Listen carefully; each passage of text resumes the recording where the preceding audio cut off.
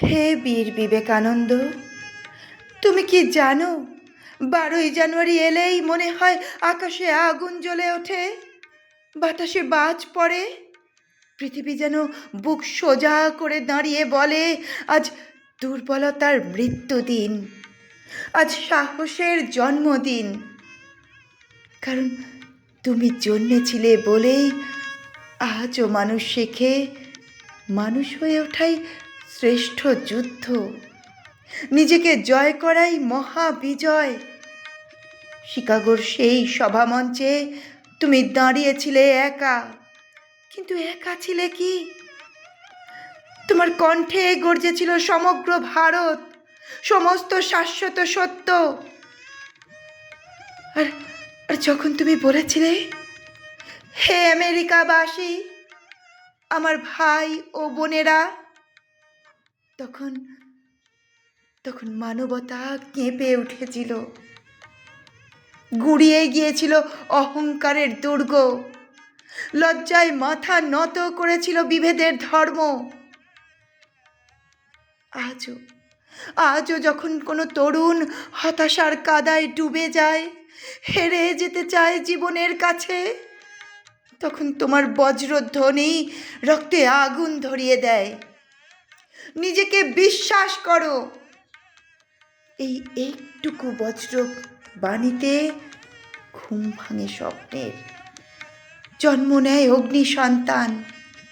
তুমি শিখিয়েছিলে দুর্বলতা পাপ, ভয় লজ্জা, নতমস্তকতা দাসত্ব। তুমি শিখিয়েছিলে শক্ত হও, কারণ শক্তি ধর্ম, শক্তি সেবা, শক্তি মুক্তির পথ।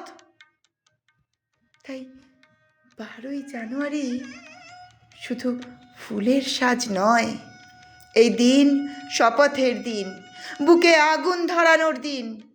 আমরা প্রশ্ন করি, আমরা কি পারছি সত্যের পাশে দাঁড়াতে? আমরা কি পারছি মানুষের জন্য জ্বলতে? আমরা কি পারছি অন্যায়ের সামনে মুষ্টিবদ্ধ হতে তোমার মতো? হে বজ্রবাহু সন্ন্যাসী, তুমি আজও বেঁচে আছো, তুমি আজও বেঁচে আছো প্রতিটি প্রতিবাদে, প্রতিটি সংগ্রামে, প্রতিটি যুবকের চোখে বিদ্রোহী স্বপ্ন হয়ে। ইতিহাস লিখতে পারে তুমি নেই, কিন্তু হৃদয় ঘোষণা করে তুমি অনন্ত আগুন, অনন্ত সাহস, অনন্ত বিদ্রোহ। প্রণাম, প্রণাম হে বিবেকানন্দ। তোমার জন্মদিনে আমরা দুর্বলতা ছুঁড়ে ফেলতে চাই, আমরা আগুন হয়ে উঠতে চাই, শক্ত হয়ে উঠতে চাই, মানবতার যোদ্ধা হয়ে। প্রণাম, প্রণাম হে বিবেকানন্দ। নমস্কার।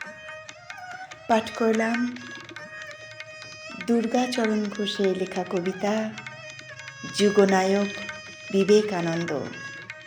পাঠে আমি পম্পা কুণ্ডু।